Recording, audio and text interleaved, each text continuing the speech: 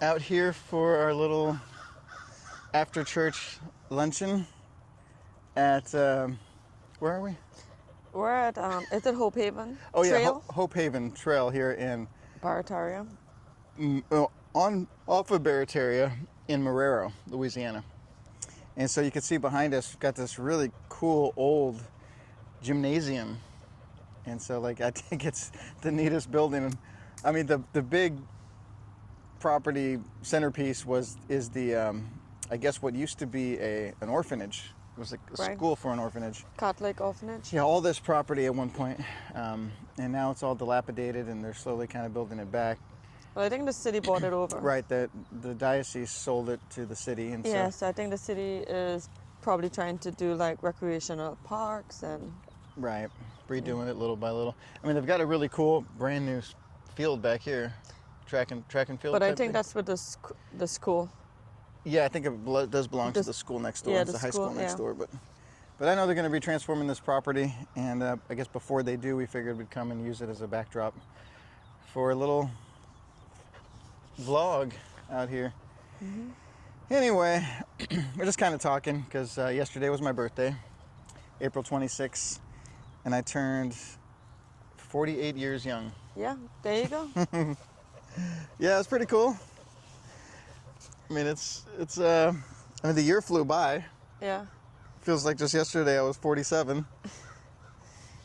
I felt like just yesterday you were 40 when we met. No, I was 39? 38 or 39 when we met. Okay. And we got married when I was 40. Right. Trying to make me older than I am.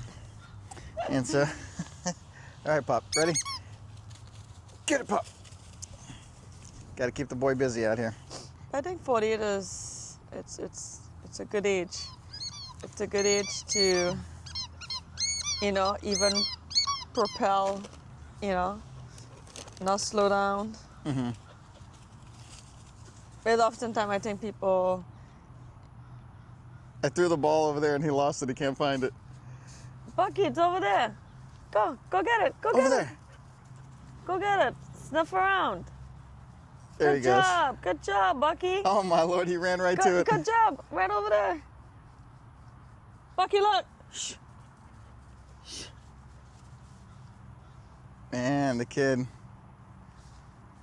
I think he's got some type All right, of... probably he'll find it. He's got some ADD. Yeah, let him search around. Give him something to do. Anyway, no, you're right. I mean, we kind of were just talking, and that's going to be the kind of theme of this vlog here. Is really just, I was kind of reflecting on my life, 48 years. Come here. Come. And Come right here. Sit. Bucky, sit. sit. Come on, sit. Hey, buddy. Let's sit. Sit. Somebody doesn't want to listen. Just push it on. Push it on. Yeah. Oh, there we go. That's a big baby right there. All right, stay right there. Grab Papa the Buckster. Let this lady go by. But yeah, 48 years old and not slowing down. No. That's really what we're talking about. Is I think the highlight is like there's much more added on. a lot to do. Lot to do. Many goals to achieve, many dreams to see fulfilled, many, I think, mountains still to climb. Yeah. And so that was kind of like what we were talking about, I think, kind of segueing into the point of this vlog was somebody asked me, what I learned, in my life or at this age, like how does it feel to be this age? What are some of those kind of key reflections being 48? And so something we were talking about, and I was told her, like, really the way that I look at it is, I think the best thing about getting older, one of the best things for me getting older is just like worrying less about things. You know what I mean? Not being as stressed about stuff that's probably not going to happen anyway. And so I think the title of this segment was, I was going to write something to the effect of, stop creating problems. You have enough real ones already. You know what I mean?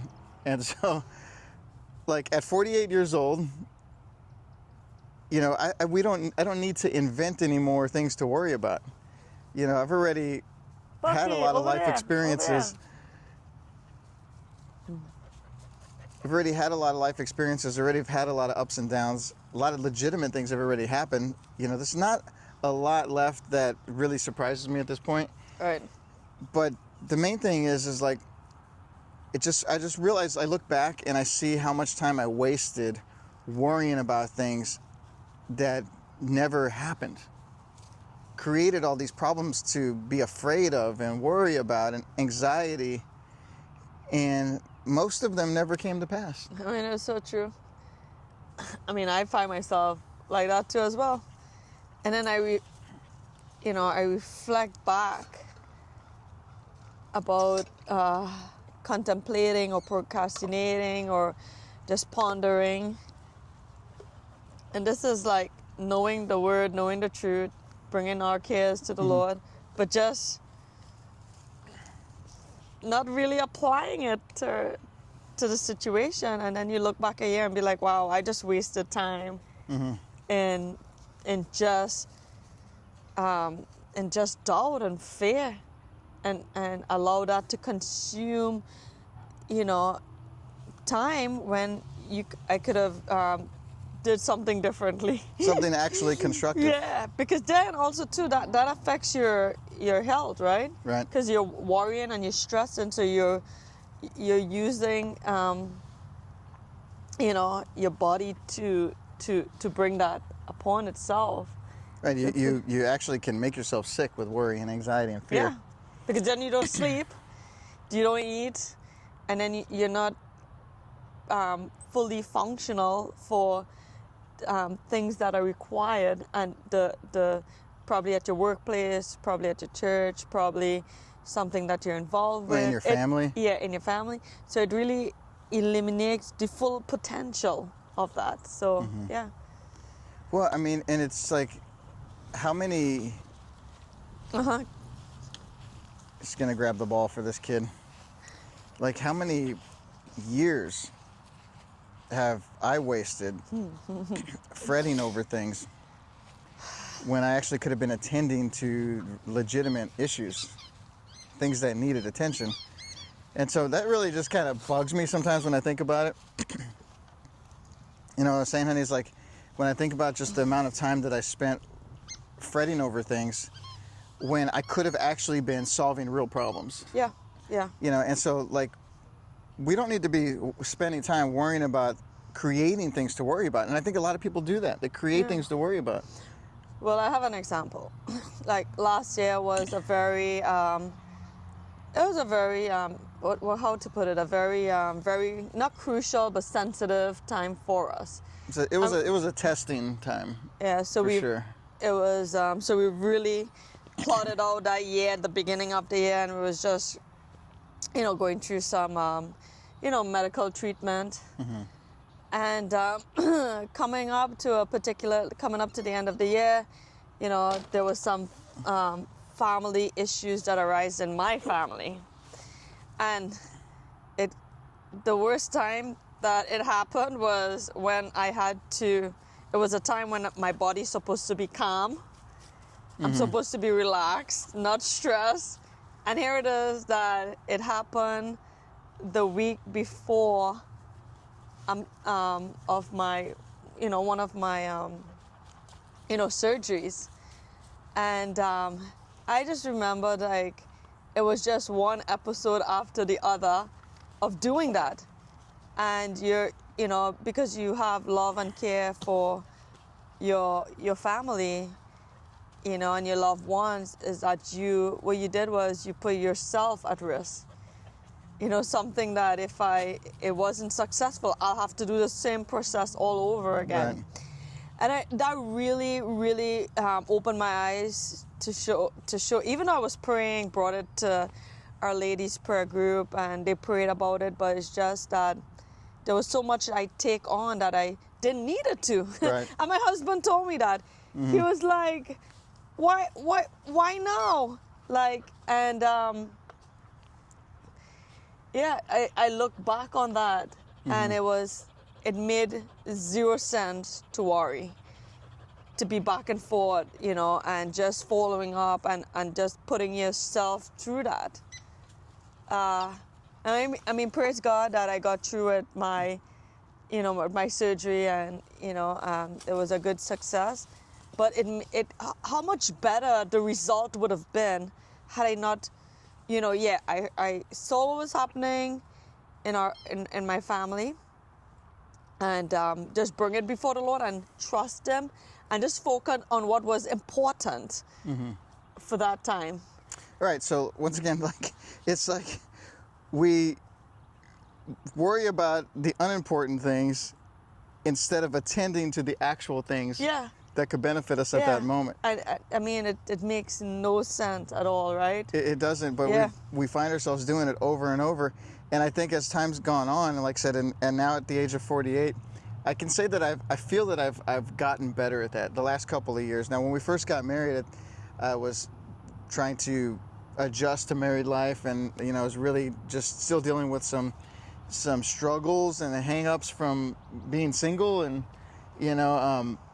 we had to learn how to gel together, and we did.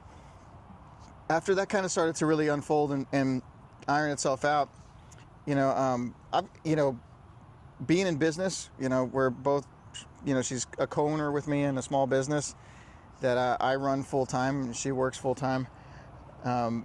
Man, it's a lot of stress. And so, man, the business has been up, down, in and out, all sideways.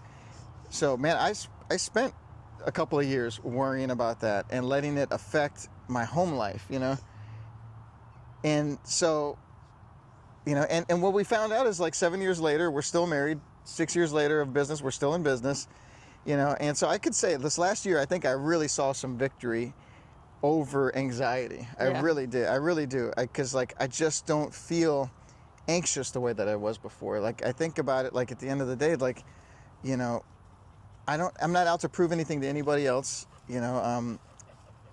My idea of success isn't how big our house is or what kind of car we're driving, how much money we have in the bank. It's health, it's wellness, it's our spiritual health, it's seeing our family grow. It's this little crazy pup right here. Like, he brings me joy, and so, when you stop striving for stuff, to impress other people or to reach this fantasy goal in your life, and you bring things back down to what really matters, man, it just alleviates a lot of the stress. And so I really do think I've seen some victory over the last year. Yeah. And what that's allowed me to do is actually work on things that are going to better our lives. Yeah. Rather than put our time into stressing and worrying about stuff that's never going to happen, creating drama to worry about, I can actually focus on things. Here's an example. I've really been practicing trying to learn Spanish the last year and almost a year and a half. Mm-hmm. I started in December of 2023.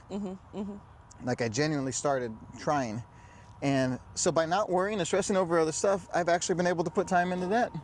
Because it's hard to concentrate and learn something new when you're in fear or you're in stress or anxiety over something else. Right. It is. It's like... it kind of takes you off of the now and the present, and it really wants to pull you back. Mm-hmm. That's basically what it is.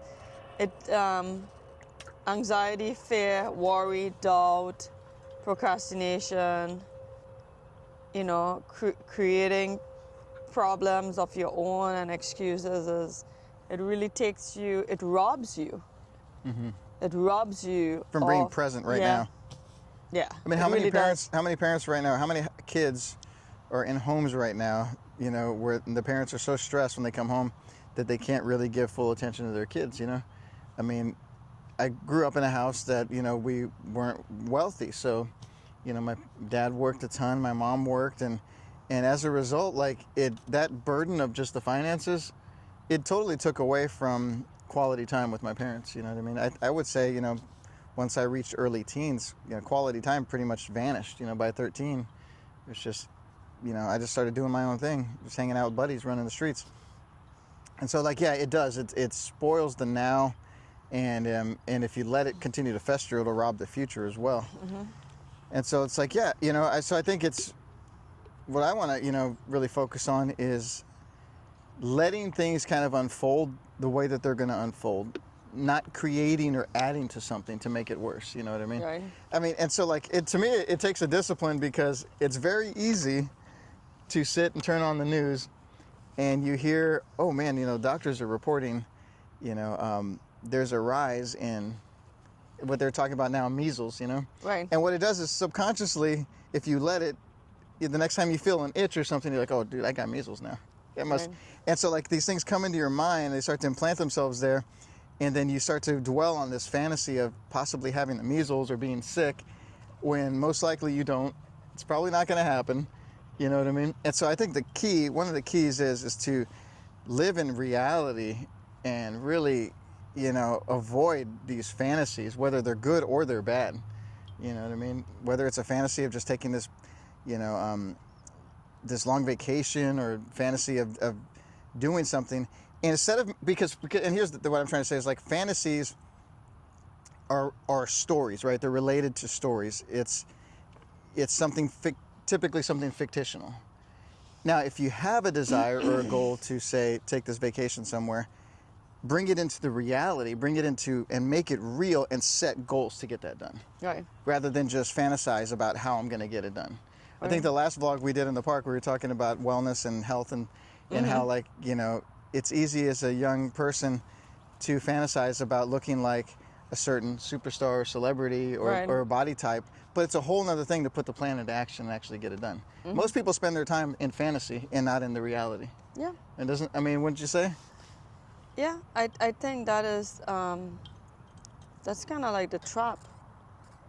That's why there's so much kids on in online community, online game, because they can be something that, that they can create. It doesn't take effort. That makes sense. It doesn't take as much Rather effort. than dealing with the reality of just everyday life. Like, life comes with obstacles, comes with challenges, and facing it, and how you face it. But it's so easy, and I think it's not just kids. There's so many people that they're just trapped within, that fantasy world online. And the online community, it's created that.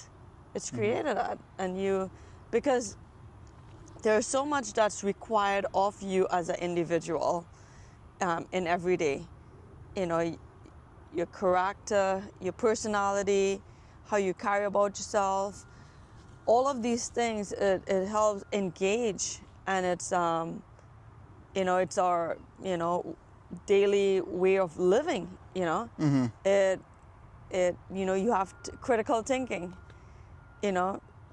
being helpful, all these things it takes out of us. But it's just so much easier when there is when you can hide behind a door, hide behind a screen, and nobody sees the emotion, nobody sees what you look like, nobody sees all of that. And I really do believe that the fantasy world is, it really, we think that it takes away, like, the weight of things, but I think it's even much more. It's dangerous. It's much more dangerous because you're sowing seed into something that, when we were made to be exposed and to be relational and to be vulnerable, vulnerable and accountable, and to experience life challenges and be able to overcome them. But nothing is overcome when you're not being confronted, when you're not engaged. Yeah, and so I think that you're right. And like I said, young people are being conditioned to live in a constant fantasy.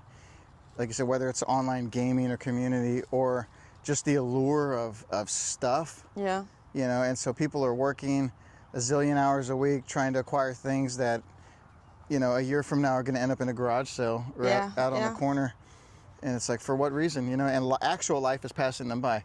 Parents are getting older, grandparents are dying, friends are getting older and passing away.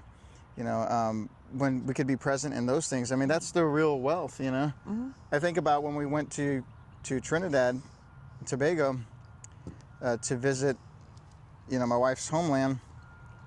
And we went and visited your grandma's grave, which was just kind of a fielded area, It wasn't as sectioned off as our cemeteries here, It was really old school, just a mound, literally a mound, and there was like a tree on top of it.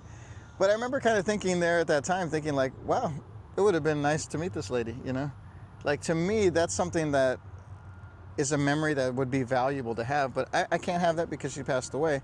But I do have 4 grandparents that are still alive right Yeah, now. yeah. You know? I have none. Yeah, I'm 48 years old, and I have all 4 of my grandparents That's still alive. awesome. Praise the Lord, you know. My grandpa is going to be 93 or 94 this year, right? Yeah. And so my oldest grandpa. And so, yeah, and so I think really it's just being deliberate with our time, you know, redeeming the time. That's, you know, what the word tells us. And so I was thinking about this, and I pulled this up on my phone because this came back to me, and I've told you about this before. But something that I learned years ago when I was in restaurant management with Chipotle, they sent me through this course, and it was the Franklin Covey. It was the Covey's time management course. I don't know if anybody watching has been through it. It's really, really cool from what I remember. But what they teach you about is really like how to prioritize. You know what I mean? And so how to actually prioritize your life so you're accomplishing things and you're not wasting time on a bunch of stuff that doesn't matter. You know what I mean? Solving real problems rather than creating other problems. And so this is how it works. So it's a framework that helps you prioritize tasks based upon urgency and importance. And so what happens is you take all your tasks and you break them up into 4, imagine like 4 squares, 4 quadrants as they call it. And so quadrant 1 is something that you need to do now.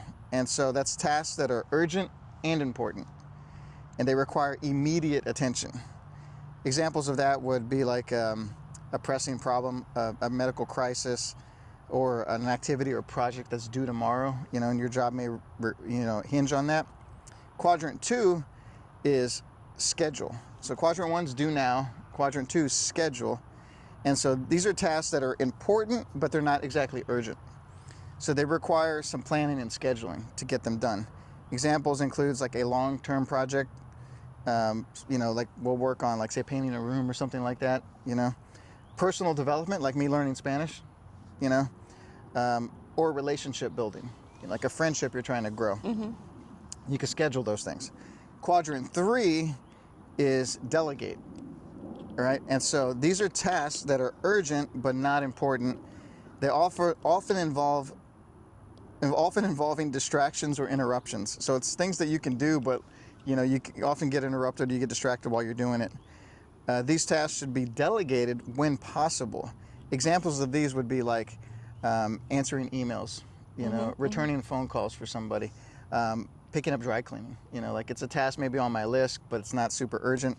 And maybe I could ask, you know, somebody to go pick it up for me. You know what I mean? So you could delegate those things. Then the last quadrant is delete. So you have do now, schedule, delegate, and delete.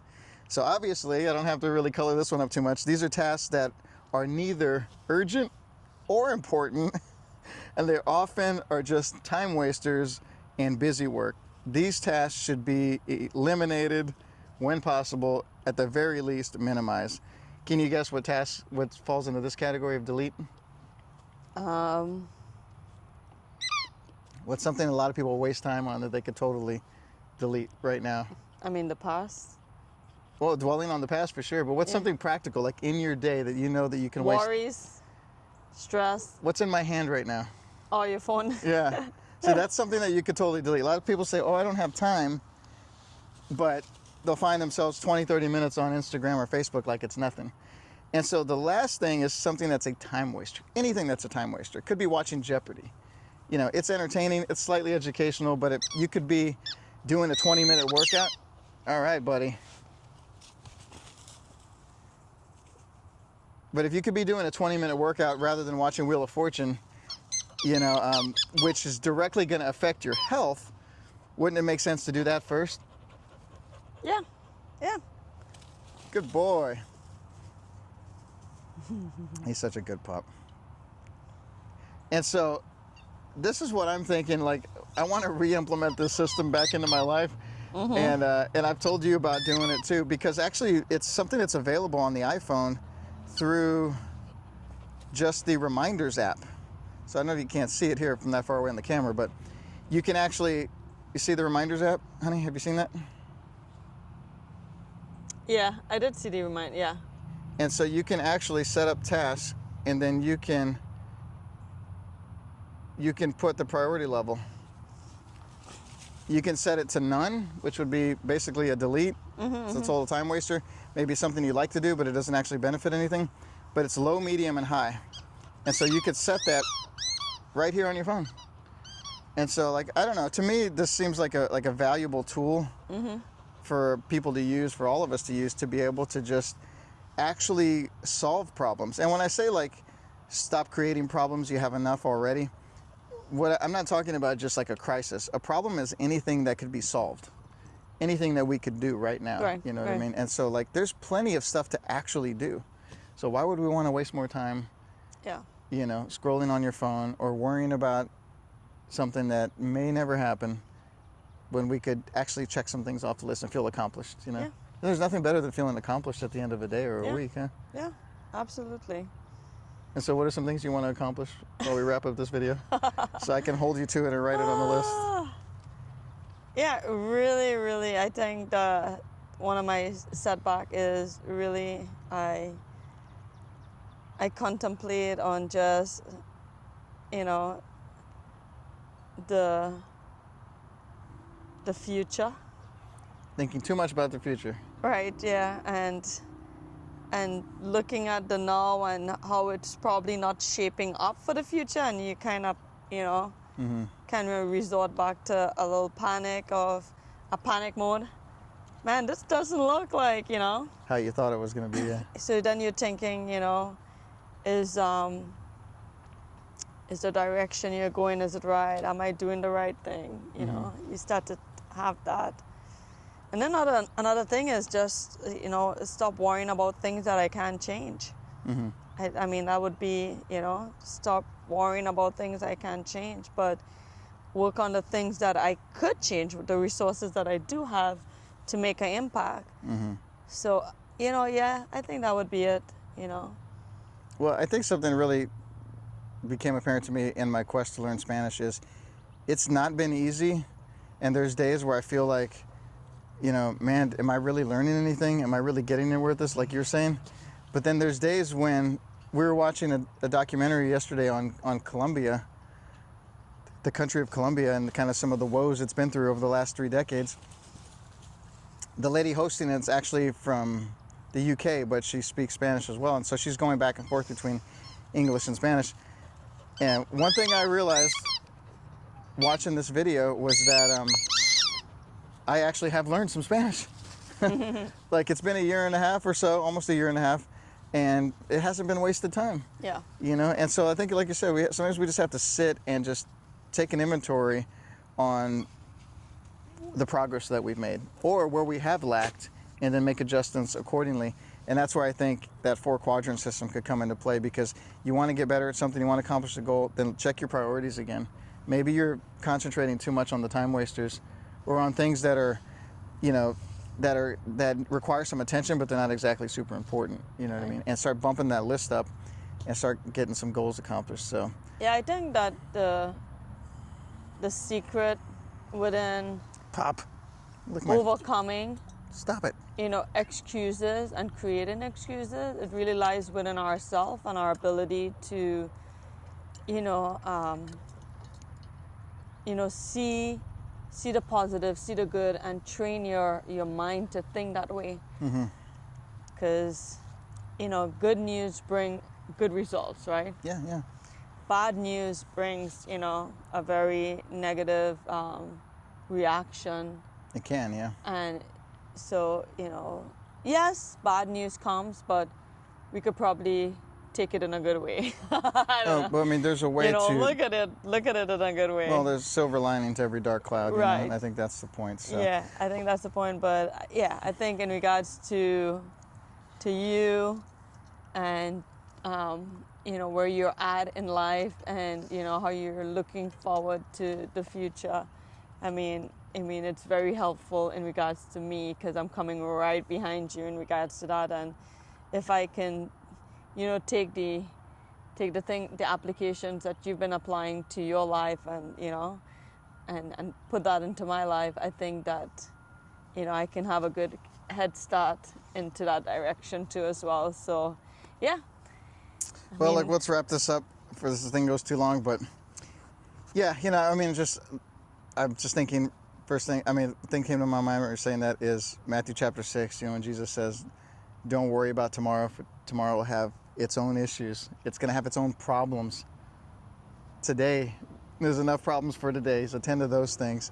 I think that's wise words that we could all take to heart. So, Yeah. all right, well, appreciate you guys joining us for this little park vlog. If you getting any encouragement from it, please let us Sit. know.